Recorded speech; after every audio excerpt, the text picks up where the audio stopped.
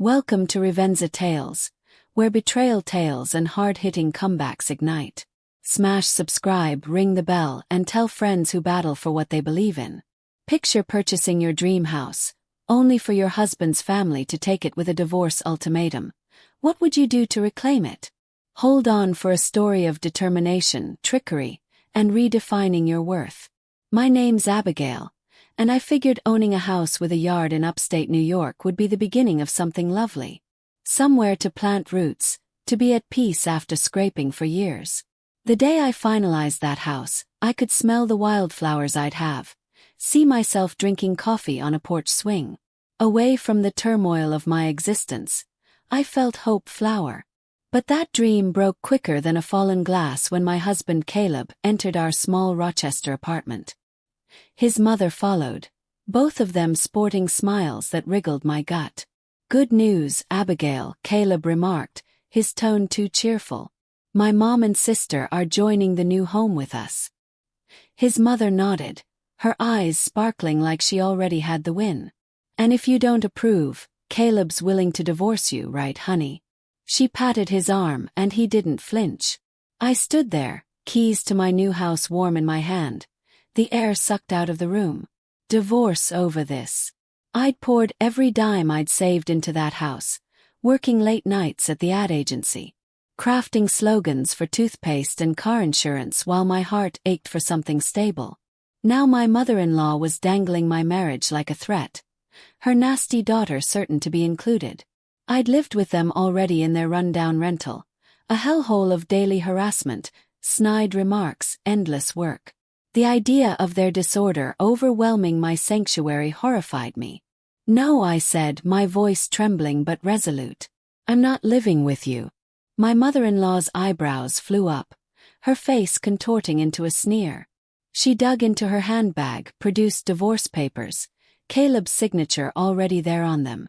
"Sign here then," she replied, her tone as frigid as ice. "If you're so obstinate, you don't deserve this family or the house."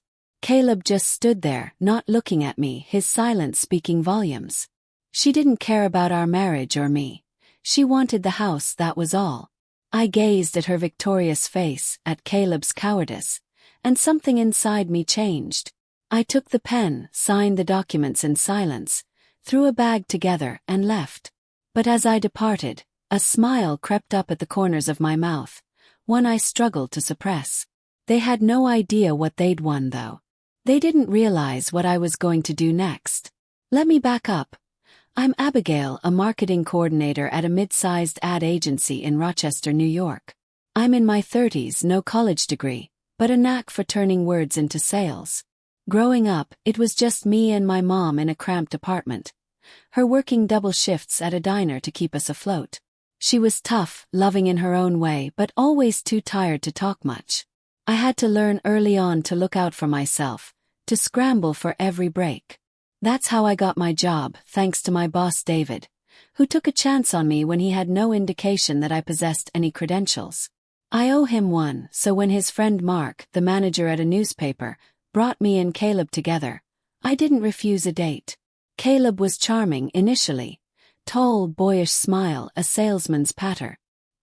He sold his ad space at the same paper, making you believe you were the only one in the room. At the end of 5 months, he laid the pressure on the marriage, assuring forever together. I yearned for stability, a family after years of being alone. So I agreed, quashing the little voice telling me to slow down. Big mistake. The problem began after the wedding. Caleb wanted us to live with his mother in their old rental home, a decrepit house an hour outside of Rochester. He told me she was frail, getting over a chronic condition, alone after his dad had died years before. I said okay, thinking it was just temporary, wanting to be a good wife. But as soon as I moved in, his mother shed her frail act. "Abigail, the dishes are not clean enough," she'd snap, her tone as sharp as a knife. "The garden is in disarray, weed it today." She'd bark orders every day, treat me like a maid, not like family. The house was a nightmare. Creaking floors, peeling wallpaper, drafts rattling windows. A cheap rental from a friend, it was like being in prison. Caleb was of no use, brushing off her cruel behavior with a weak, "She's got a temper, huh?" He never defended me. When I pleaded to leave him and me alone, he'd grunt about finances or her well-being, eyes shifting away. I began waking up with knots in my gut, shaking hands for no reason. Once, I wept in the bathroom, unable to tell why. A doctor later told me I had an adjustment disorder. Diagnostic jargon for my life wearing me down. Each day whittled away at me, and my mother-in-law didn't mind. She'd scream about unfinished chores, accompany me to her doctor's appointment, disregarding my work and fatigue. And then things took a turn. My sister-in-law arrived, fresh from a dirty breakup, her little boy in tow. She was her mother's clone, caustic mouth, sense of entitlement. She'd lounge on the couch, scrolling her phone as I washed her dishes or babysat her child. "Parenting's tougher than it appears, Abigail," she'd say, smiling as she left her son to go out to the bars. I was drowning and Caleb just stood by, too fragile to resist his family. But I wasn't broken then. Anger was growing, a plan in mind to turn their greed against them. Life in that falling down rental was living in a storm that never ceased. My mother-in-law's voice was thunder, booming every morning. "Abigail, you didn't dust the shelves," she'd snap, her eyes glinting, resting on her cane, a prop as she strolled along perfectly when I thought she was out of sight. "The laundry's mounting up. What sort of wife are you?" My hands were chapped from scrubbing, my head thumping from sleep deprivation. I worked long days at the agency, developing campaigns that earned half the bills. To her, I was a slack daughter-in-law who never got anything right. The house was coming apart, a worn-out place in a tiny upstate New York town, twisted floorboards, windows screaming in the wind. My mother-in-law grumbled incessantly, her voice heavy with bitterness. "This dump's an embarrassment," she'd say, scowling at Caleb. "We deserve a real house, not this rented hovel." Caleb would agree, promising a house we could not afford, as I remained invisible, my dreams disappearing. I'd plead with him at night. I'd whisper in our small bedroom, "Can't we just move out, just you and me?" He'd grumble about his mom's illness and turn over, as I lay awake, chest constricted with worry. I wasn't always so vulnerable. In Rochester, I'd been proud of my toughness, fighting into a marketing position without a degree. My mother taught me to persist, no matter the adversity. But this was different. After the criticism, the household chores, wearing down like rain on soft stone. I walked in one night, after 12 hours of work, to my mother-in-law sitting at home, foot tapping. "You forgot to pick up my medication," she snapped. "I might have had a spell because of you." I apologized, my throat constricted, but I was raging inside. I wasn't her nurse, maid, or punching bag. Caleb just smiled, as if it were a joke. "Mom's intense, then." I wanted to shake him, get him to understand how much it hurt. Then my sister-in-law rolled in, and the tempest worsened. She came one day with a suitcase and her 5-year-old son, red eyes from crying over her divorce. "My ex dumped me," she said, flopping onto the couch as if it were hers. "He was finished with me."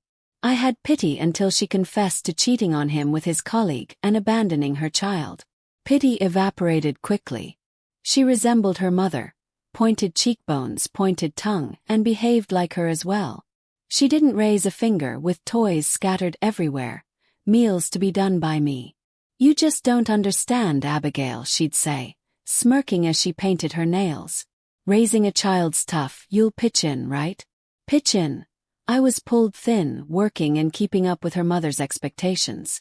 She'd leave her son with me to go out carousing at neighborhood bars, returning home stinking of cheap booze. One Saturday, I caught her digging through my dresser, my heart dropping as she clutched my dad's old watch, a memento of the man who died when I was a child. "What's this worth?" she asked offhand like it was trash. "Sell it, Abigail. I need money." I grabbed it back, trembling. "Those are mine," I said, my tone rough. She giggled like my hurt was a joke. Later I discovered my makeup, a scarf, even earrings missing. She'd stolen them, most likely to pawn for bar money. The last straw was when a friend from another ad agency called me. "Abigail, I saw Caleb downtown," my friend said, her voice uncertain. He was with some woman, arm in arm, all snugly. My stomach hit the floor. I confronted Caleb that evening, my rage vibrating through me. "Who is she, Caleb? Tell me the truth." He stuttered, his complexion pale. "A friend from a bar, Abigail, it's nothing." A bar. Friend. I knew better. My friend had witnessed him with Haley, a bartender who was famous for flashy dress and flirtatious smile. I felt humiliated, betrayed. But when I reported to my mother-in-law, she laughed. "If you were a good wife, he wouldn't cheat," she said. "A real woman allows a man to be a man." I glared at her, my blood raging. Her reasoning was skewed, but it was their family's reason. Excuse each evil, blame me for all. I began paying attention more, late-night text messages on Caleb's phone, working late excuses. My friend found evidence. Pictures of him and Haley sneaking into a motel. I clutched those photos, my heart shattering. But something else developed too. Determination. I wasn't going to let them beat me down. I began to plan in secret, in secret. I had heard of houses in the country, bargain prices due to ancient coal mining tunnels that weakened the land. Doors wouldn't shut, foundations dropped. A lure for unsuspecting purchasers. I went in to see a real estate agent, Tara, playing like I was interested, and discovered the ideal house. A lovely shell with a decaying core. I left the listing in my purse, knowing my sister-in-law's sticky fingers would discover it. She did, waving it at dinner one evening, her eyes sparkling. "Look at this, Abigail, a house with a yard. You should have informed us." I feigned ignorance, my heart pounding. The hook was hung. I had always been skilled at secrets, a talent from childhood when I kept my mom's late-night crying from neighbors. Now that talent was my tool. My sister-in-law's greedy eyes on that listing were the first step in turning their cruelty against them. The house was a dream on paper. 3 bedrooms, a wraparound porch, a garden bursting with roses, all for a steal because of its secret. The land sat over unstable coal mining tunnels, sinking slowly. I'd spent weeks researching with Tara, a no-nonsense woman who knew the area's quirks. "Only newcomers buy these," she'd warned. "Locals know better." I nodded, my face still, but inside I was constructing a trap. I allowed the plan to stew, playing the downtrodden daughter-in-law. My mother-in-law continued her rant, complaining about dirty windows or my slovenly cooking. Caleb evaded my requests to leave me be, his eyes shying away. My sister-in-law was worse, leaving her son with me to drink. Her latest thievery, a pair of my mom's pearl earrings. Every insult, every pilfered trinket incensed me. I began recording all that. My mother-in-law's poisonous tirades on my phone's voice memos. Her voice dripping with disdain. "You're worthless, Abigail." I secreted a tiny camera in my bedroom, catching my sister-in-law searching through my belongings. Those hidden pictures of Caleb and Haley, the fodder in reserve, were weapons. One night, I left my bag open on the kitchen table, the listing protruding just so. My sister-in-law dived, spreading slick photos across the dinner table. "Abigail, you're keeping us in suspense," she said, her tone full of insincere enthusiasm. "This house is ideal." My mother-in-law leaned closer, her gaze avaricious. "Large, affordable, why didn't you let us know?" I stuttered, I was browsing, I didn't. Caleb interrupted me. "A house with a yard, that's a major step, Abigail. I'm the household head, so it'll be under my name, okay?" I grinned, biting back a smile. They were swallowing the hook and all. For the next few days, they would not stop talking about the house. My mother-in-law fantasized about having card games on the porch, her cane tapping with enthusiasm. My sister-in-law chattered about a garden she never would care for, her son's toys already littering their sight. Caleb, always the imitator, puffed up like it was his daring choice. "Let's do it," he said, signing the documents I'd prepared with Tara. I put up the down payment myself, every cent I'd saved, but it didn't matter. This wasn't about money, it was about freedom. The day we closed on the house, I stood in front of it, its white picket fence shining in the upstate New York sun. I felt a shiver. They thought they were getting a palace, but they were getting a prison. A couple of days later, while packing boxes, Caleb and his mother sat me down. "We're all moving in together," Caleb declared, his smile smug. "It'll be terrific, right?" My mother-in-law piped up. "You're not going to quibble, are you? In case you do, Caleb's prepared to divorce you. Your boss, David, wouldn't approve of that, would he?" There it was, their go-to threat, holding my job and debt to David over me. Mark, the editor of the paper who'd brought Caleb and me together, had suggested my job hung in the balance if I could keep things running smoothly. They believed I was stuck. I inhaled, my heart racing. "No," I replied firmly. "I'm not living with you." My mother-in-law's face reddened, veins popping out. "What did you say?" She spat, producing divorce papers, Caleb's signature leering at me. "Sign then, you're nothing without us." I glanced over at Caleb, hoping he would finally pick me. He didn't, so I took the pen, signed on the line, and slung my bag over my shoulder. "I'm finished," I said, pushing out the door. As I emerged into the crisp night air, the Rochester cityscape vague in the distance, I resisted the temptation to smile. They had no idea what was waiting for them. I settled into a tiny apartment in Rochester, warm with large windows and no screaming. My phone rang incessantly. My mother-in-law, angry, leaving messages. "Abigail, you'd better tell me what this is about," she bellowed. I let it go until moving day, when her phone calls were continuous. Finally I picked up, voice steady. "What's wrong?" She was yelling before I got out a word. "This house is terrible, the floors tilt, the doors don't close." "You knew, didn't you?" I feigned stupidity, heart pounding in excitement. "A faulty house. That's terrible, is that certain?" She was furious, insisting that I come to meet them. I agreed, but on my terms. A bustling Rochester cafe, public enough to keep things civil, small enough for my trap. I spent days preparing, gathering evidence like a lawyer. I had hours of audio. My mother-in-law sneering, "You're a useless wife, Abigail, or lose your job or I'll call David." I had footage of my sister-in-law slipping my dad's watch into her pocket, her eyes darting like a thief's. Those photos of Caleb with Haley, laughing as they ducked into a motel, burned in my mind. I got a letter from my doctor confirming my adjustment disorder. The nausea, the tears their cruelty caused. Each piece was a brick in a wall to protect myself and make them pay. I wasn't always this calculating. Growing up, I'd apologize for things that weren't my fault, desperate to keep peace. My mother had told me to be quiet, work hard, because second chances in life were not given to people like us. Living with Caleb's family made me different. Their meanness awakened a part of me that would not be crushed.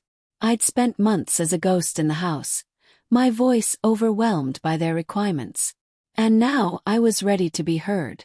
I sat at my kitchen table the night before the meeting, listening to recordings. Every word a reminder of why I was doing this. The cafe meeting my stage, the script my proof. I'd reveal their deceit, their greed, and leave free, my new life in Rochester merely the start. My mother-in-law's favorite line, "Know your place, Abigail," made my fists clench. My sister-in-law's laugh as she pawned my belongings. Caleb's deceit about Haley. I wasn't only fighting for me. I was fighting for every moment they'd taken. Each night I'd cried myself to sleep. I rehearsed what I'd say, speaking calmly, imagining their faces when I let the truth fall. It felt powerful, like taking back a part of myself they'd taken. When the time arrived, I strode into the Rochester cafe 10 minutes late, letting them stew. My mother-in-law sat at a corner table, face flushed with anger, fingers drumming. My sister-in-law slouched beside her, scrolling on her phone, while Caleb managed a nervous grin. About time, my mother-in-law snarled. "How dare you make us wait?" I slipped into the chair, my bag full of evidence, and looked her in the eye. "I don't owe you respect," I said calmly. "What do you want?" My sister-in-law leaned forward, her voice cutting. "This house is a disaster because of you. Floors sinking, windows stuck. You sold us out, own up to it." I sat back, folding my arms. "You picked that house." I said I was only looking. My mother-in-law scowled. "Don't play stupid, you knew it was faulty." I shrugged, heart racing, face serene. "Did I?" You were so desperate to move in. They stumbled, unable to protest. Their old apartment building was being renovated, so they were trapped in the sinking house. I allowed the silence to linger, then unzipped my bag. I've got something I want to tell you, I said, pulling out the doctor's letter. You pushed me so hard I got ill. Adjustment disorder brought about by your abuse. I slid the letter across the table, observing their faces stiffen. My mother-in-law snorted. You're weak, Abigail. A good daughter-in-law would have managed it. I didn't blink. Calling me worthless, a shame day after day. That's slander, a year in jail, perhaps a $5,000 fine. Her mouth fell open, but I wasn't finished. Threatening to reveal the divorce to me to manipulate me. That's extortion, 3 years or $5,000. Caleb shifted uncomfortably, voice trembling. Abigail, that's a little extreme, don't you think? I ignored him, turning to my sister-in-law. And you taking my dad's watch, my earrings, I have it on tape. I stood holding my phone, video frozen on her guilty expression. That's serious, 12 years or a fine. They gazed, speechless, as I set out the recordings, the photographs of Caleb with Haley. I felt dominant, finally in charge. I have enough to take to the police, I said. And I will, unless you leave me alone. My mother-in-law attempted to protest, her voice frail. My sister-in-law went pale, her confidence lost. Caleb slumped, face down, the coward he had always been. I had won, and they knew it. As I stepped out of that cafe, Rochester air cool with autumn, my heart thudded. Not with fear but victory. They sat deflated, faces a combination of shock and defeat. I had presented my evidence like a winning hand. Recordings of my mother-in-law's abuse, film of my sister-in-law's theft, photographs of Caleb's betrayal with Haley. They couldn't deny it. Not with my doctor's letter proving their cruelty broke me down. I'd warned I'd go to the police if they didn't back off. And for the first time they had nothing to say. I left them in that sinking house. Their greed turned against them, and stepped into a life that was mine. The weeks that followed were quiet, blissful. My Rochester apartment became a sanctuary, filled with plants to replace the garden I'd lost. I went back to work at the ad agency, my focus sharper, my pitches stronger. David, my boss, noticed the change. You seem different, Abigail, he said, smiling. More like yourself. I didn't tell him about the divorce or the plan. Some victories are private. I felt a weight lift, knowing I'd kept my job and dignity. My former family didn't do any better. Gossip flew in their tight upstate town. Caleb's affair and his family's abuse of me smoldered through the town like wildfire. Mark, the newspaper manager who had brought us together, became cold, and Caleb's co-workers ostracized him. Unable to bear the gossip, he resigned. But finding employment in a close-knit community wasn't simple. Tara, my real estate agent, kept me posted. The house was a nightmare. Doors sticking, floors sloping, the mortgage a noose. My mother-in-law and sister-in-law were charged with minor offenses based on my testimony, fined more than they could pay. They did odd jobs, cleaning homes, working at stores, something they never used to do just to get by. One night, walking home from work, I noticed a man waiting outside. Caleb, but not the self-satisfied salesman I'd married. He appeared gaunt, jacket tattered, face creased. Abigail, he whispered, voice low. You look fine. I folded my arms, remaining at a distance. What do you want, Caleb? He let out a sigh, eyes fixed on the ground. I screwed up. Mom and my sister are barely holding on, arguing all the time. The house is in shambles. I should have been on your side. I stood there, allowing his words to linger. He raised his eyes beseeching. Can we try again? I'll cut them off. I swear you're the one I want. I laughed cold and hard. I'm dating someone else, Caleb. And even if I weren't, I'd never go back. His face twisted, and he fell to his knees, but I felt nothing. The man I'd loved was an illusion, and I was finished with chasing shadows. Don't call me again, I said, turning away. He didn't pursue, and I never heard from him again. Tara later informed me their lives fell apart totally. My sister-in-law and mother-in-law turned against one another, their battles ringing out in the neighborhood. shattered plates, yelling. They were stuck in that faulty house, too poor to move, too proud to sell cheap. The neighborhood avoided them, their name ruined. I could imagine them crammed into that sinking house, accusing one another, their visions of a fabulous life laid low. It wasn't happiness I felt, but justice, a quiet, steady satisfaction that they'd sown what they'd reaped. I discovered something better than revenge. A new beginning. My new partner, Ethan, entered my life months later. A salesman at a trading company, divorced like me, with a calm strength that makes me feel safe. He listens when I speak, laughs at my bad puns, never makes me feel small. We're having a tiny wedding on the lake in upstate New York. Nothing gaudy, just us and a handful of friends. Occasionally, reflecting on those bleak times, my eyes burn. But Ethan's there, resting his hand on mine, reminding me I'm home. Those years taught me something. Suffering can empty you out, but it makes space for something stronger. I'm nicer now, not because I'm weak, but because I know what it's like to be invisible. I use it to connect, to listen, to uplift others. My life is a gift I had to fight for, and I'm not wasting any seconds. The message of this story is that betrayal can shatter you, but it can also shape you into someone unbreakable. Real strength is creating a life where you're seen, valued, and free, regardless of who attempts to destroy you. Thanks for watching Revenza Tales, where tales of resilience and victory live on. Smash the like button, leave your comeback stories in the comments, and subscribe for more heroic stories. Share this with friends who could use a spark of bravery, and I'll catch you in the next story.